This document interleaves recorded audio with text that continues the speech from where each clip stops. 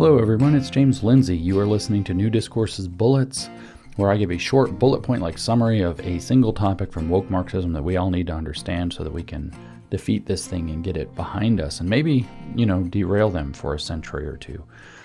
And I have another very serious episode to talk about today. It's something that we need to think a lot about at this moment. This is a very timely episode, although I think it's also evergreen. Here's the thing. Donald Trump just won the 2024 American election. There is blatantly, not just practically, but also you can feel it. There is a shift of power. Many things are changing. We're seeing corporations abandoning their DEI programs after years. ESG is trying to reconfigure itself. Woke sounds hollow and shrill and goofy, even as they try to double down into it in the various places. You see major CEOs that were very anti-Trump suddenly kissing ass. This is a sea change, okay? And so that means power is on the table. And you're going to see a lot of people in the coming, already, since transition is already organizing things, but in the coming weeks and months and well into the first year of Trump's administration and likely afterwards, chasing power. And there's a very powerful line, a very powerful narrative on the right, which I sometimes refer to as at least being woke right adjacent, if not it's not woke right outright, which is about power. Because the woke right, like the woke left, covets power. They desire power. And so there's a very popular line. I've heard it from very mainstream people in softer and harder forms. But the meme is basically this. The left wants power to put their agenda in place. Conservatives do not want power. They want to be left alone. Therefore, the left will always win. We hear it in softer forms like we have to be willing to use our power. That, I feel like, is an example of something that's more true than false, but is somewhat, it's susceptible, let's put it that way. It's susceptible to being misleading. It's susceptible to being a truth told falsely, as I talked about on a recent episode. And so the saying is that the left wants power and conservatives don't, so the left will always win. The result of this claim, which I think is erroneous in its premises, the result of this claim is that the right needs to be willing now to claim and use power.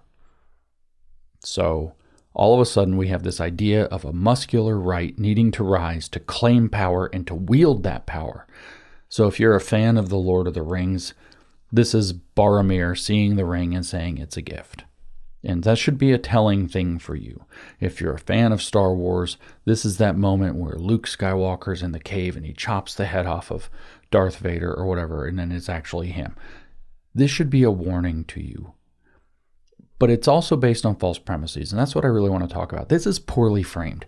This meme is poorly framed. It is a seductive lie. It is a propagandist lie. And that meme, one more time, is the left wants power, the right does not want power, or conservatives don't want power. Therefore, the left always wins, so the right should claim power and wield it. And if you don't understand how that's Boromir staring at the Ring of Power and getting the whole thing wrong, you're pretty lost, or you haven't read The Lord of the Rings or seen the movies, one or the other. Okay? Now, this is super important because the reframing that you need to have gets this right as opposed to getting the meme wrong. It is not true that conservatives don't want power and just want to be left alone. It is true that the left wants power. That is absolutely true. The left worships power. The left's religion is power. The power to force people to transform into leftists, because the leftist religion believes that the utopia arrives when everyone is fully awakened and truly leftist. That's all leftism operates that way. But the lie, the mistake, the error in this meme is that conservatives don't want power. And you might think to yourself, well, I'm conservative and I actually don't want power. I personally am not that interested in power. But this isn't actually true. It's not about power, wanting power versus not wanting power. The conservatives take roles of power. Think about how the United States is organized. Conservatives take roles of power in service. The left wants power. Conservatives want to serve their community. They want to serve the population. They call it public service. The idea is that you are to be a faithful servant and steward, often, if you're Christian especially or Jewish, answerable to God in what you choose to do. But you are, in the American system, regardless of God or not, you are a servant to the people who elected you. You are serving their interests, and that's what the point of our system is. So conservatives, it's not that conservatives don't want power, it's that conservatives have a fundamentally different relationship with power than the left. And getting this messed up and taking the leftist view of power and turning it into something that the so-called right is going to wield is the path of Boromir. It is the path of destruction. It is the path of fascism, as opposed to communism, or as the alleged answer to communism. And I've done many podcasts about how fascism's not. Well, here's another reason why. Because what fascism boils down to is right-looking values, tradition and so on, the nation, the people, blood and soil, whatever they are, right-wing looking values that have adopted the leftist view of power and its applications. Conservatives don't have that relationship with power. Leftists are, for all intents and purposes, personality disordered and otherwise psychopathological individuals who have created philosophies that allow them to apply their abusive mental illness through the power that they can gain through politics. This is simply true. It's an unhappy statement, but it's simply true. It's what Lobachevsky called a pathocracy. It is a government system based on psychopathology, and there's good reasons to believe that. But the left's relationship with power is that they hate power being exerted on them, so they believe that they should be able to claim power to exert it on their enemies. You can hear this in all leftism. You hear it in Karl Marx and Friedrich Engels talking about the need for the dictatorship of the proletariat. You hear it in Lenin and Stalin talking about what the dictatorship of the proletariat is supposed to do.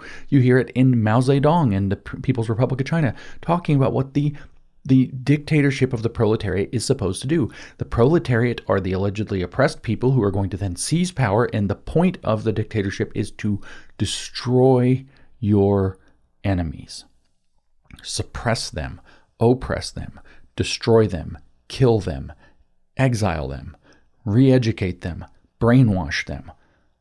That's the left's relationship with power, and if conservatives take up that relationship with power, they're no longer conservative.